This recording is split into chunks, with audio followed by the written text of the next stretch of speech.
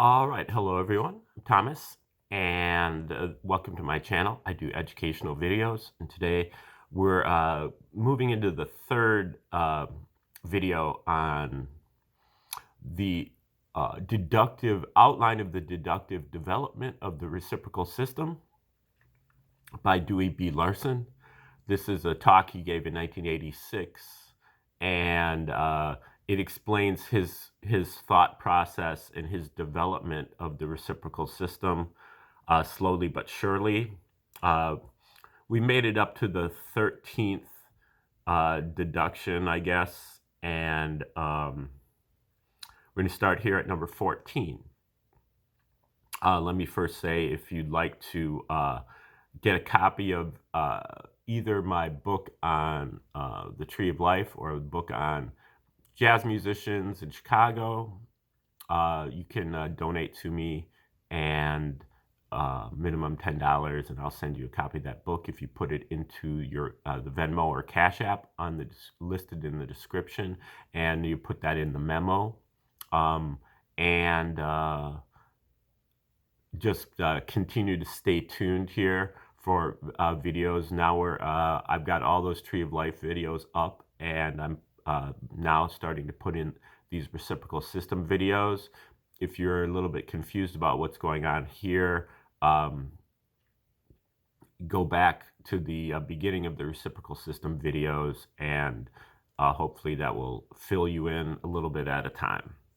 Okay, here's number 14. Once the primary units of motion are in existence, units of inward scalar motion can be superimposed on the outward units.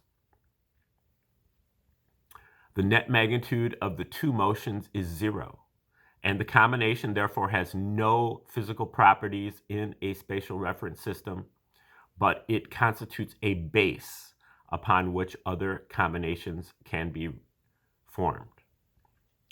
Okay, now just remember, in the prior video, he had just gotten to talking about how the outward motion in all directions at the speed of light, called it the progression of the natural reference system. That is the basis or the datum or the 0 point for the universe, the neutral point. And but once you have these outward motions, then you can start superimposing inward motions on those outward motions. And right here, he's talking about, the progression is one unit of motion outwards. And so then if you have this one unit of motion inwards superimposed on it, then what you really get is you get a base upon which other combinations can be formed. He calls this the rotational base. But so you don't have anything, but you have a base upon which to form something. Okay, back to number 15. As stated in our definition, motion is a progression. Thus, it is not a succession of jumps, even though it exists only in discrete units. There is progression within the unit, as well as unit by unit, simply because the unit is a unit of motion or progression. The significance of the discrete unit postulate is that discontinuity can occur only between units, not within a unit. But the various stages of the progression within a unit can be identified. Now, Bruce Perret puts in a footnote here. It says, Larson describes this progression as a moving chain versus a moving rope.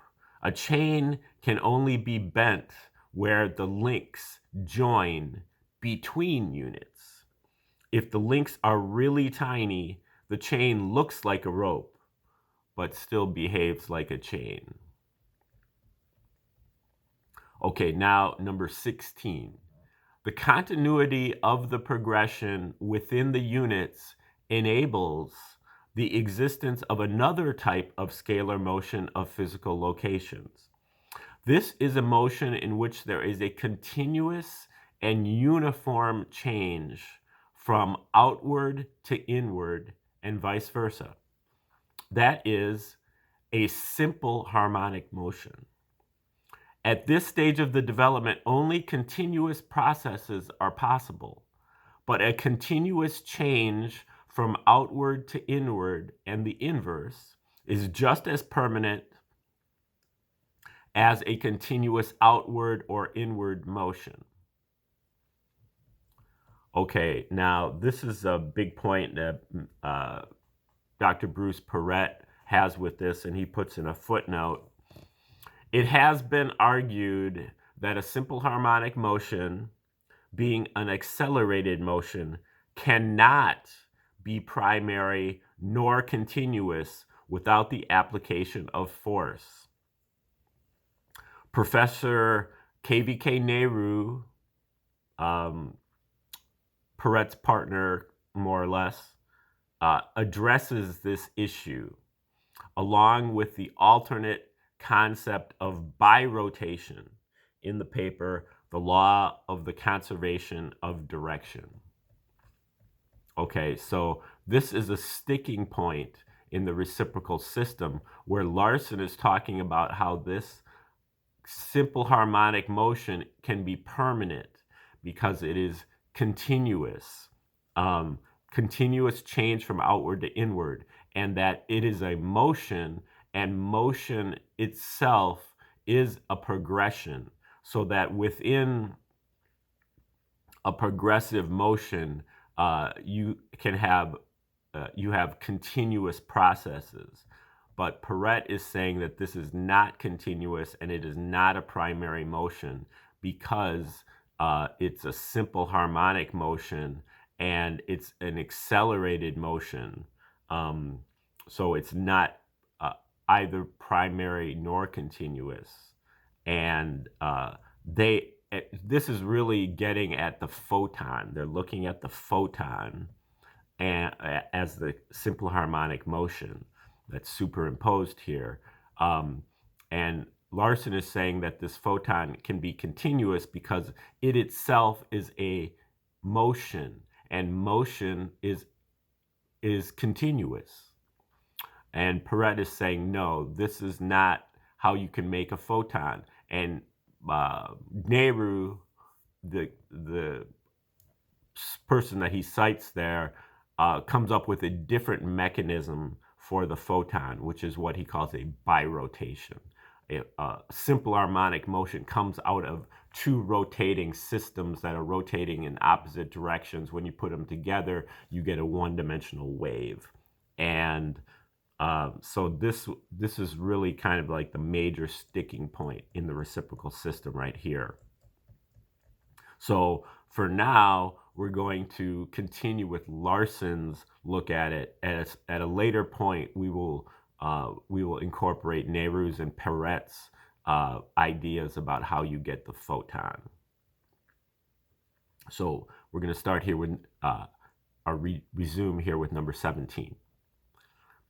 In the two-unit complete cycle of the simple harmonic motion, the net change of the spatial position of the physical location is zero. As represented in the spatial reference system, the two-unit combination remains stationary in the dimension of motion. Okay, now number 18 goes back to number 10, which number 10 has to do with how the natural system of reference is progressing outward at unit speed relative to the spatial system of reference. Now, from that, number 18 says, it follows that the physical location occupied by that motion combination, which we just discussed, moves outward at the speed of light in a second dimension. And Perret has a footnote here again. uh, all three scalar dimensions default to unit speed, the speed of light. So with a direction reversal in just one dimension, there are still two free dimensions to carry the simple harmonic motion outward at the speed of light. All motion that has a free dimension will be observed as moving at the speed of light. Okay, so what we're uh, recognizing here is that there are three scalar dimensions, and so the photon is just the reversal of one of those scalar motions, nullifying that dimension, a reversal of one of the dimensions, but it still has the other two dimensions moving outward at the speed of light. So you still perceive this photon is moving outward at the speed of light, even though it has nullified that outward motion, but only in one dimension. Okay, so now as you might eventually guess that if you nullify that motion in all three dimensions, then you end up moving your way toward having matter. Okay, now number 19. The path of the combined progressions then takes the form of a sine curve. And Perret has another footnote. It has been argued that, going back to number 15, the discontinuity can occur only between units, not within a unit. The path would be a square wave, not a sine curve. This is discussed in Nehru's paper that he cited just earlier. So that is the difference. Perret and Nehru say that if you have the discontinuity between units, then what you're describing would be a square wave, with right angle, joints there, as opposed to a smooth wave of simple harmonic motion. Larson's point is that there is continuity even within a unit or between units, because the units themselves are motion, and motion is, by its very nature, a progression. And he says there is progression within the unit speed as well as unit by unit, simply because the unit is a unit of motion. The unit is a unit of motion. The unit is a unit of progression. So thus, it is not a succession of jumps, even though it exists only in discrete units. So that is the major sticking point here that has kind of put the reciprocal system back about 20 or 30 years from where it would be. Is Larson making a mistake there? Or are Perret and Nehru making a mistake in their attribution of they're disagreeing with Larson, saying that there is discontinuity, and so therefore you would not get a simple harmonic motion, and so you are not describing a photon there.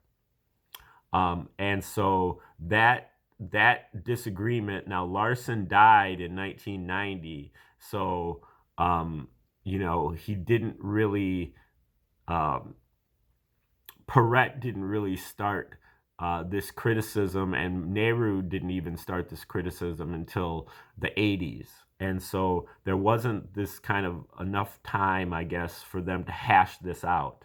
So, especially in the case of Perret, Nehru is a professor, and I think some kind of engineering professor over in India. So he's not really on the scene. Um, all this stuff is really occurring out west.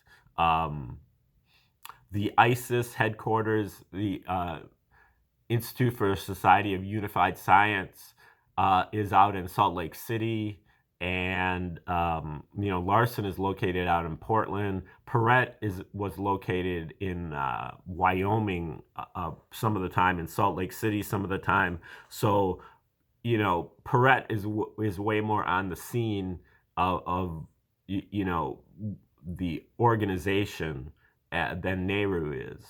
And Perret didn't really start to grab hold of this until about the time that Larson was dying. So Perret has taken over the mantle, but he hasn't really been able to, get,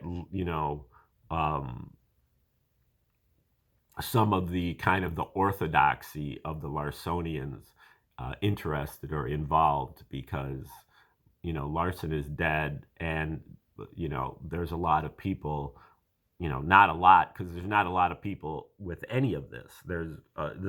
These are small groups of people, but there are people that think that Larson got this part right, and there are some that think he got it wrong. The only way to really decipher this is to do experiments, and Perret attempted to do some of those, and we'll get into that later. Okay, now we were up to the path of the combined progression then takes the form of a sine curve. Perret is saying that no, it takes a square wave, but Larson is saying that it's a sine curve. So we're going on with Larson. Number 20. We identify such scalar motion combination as photons. A system of photons is electromagnetic radiation. And then this is just a side comment. This from Larson. This derivation shows why radiation has the properties of a wave as well as those of particles. It is composed of particles, or discrete units, but the motion or progression of these particles is wave-like.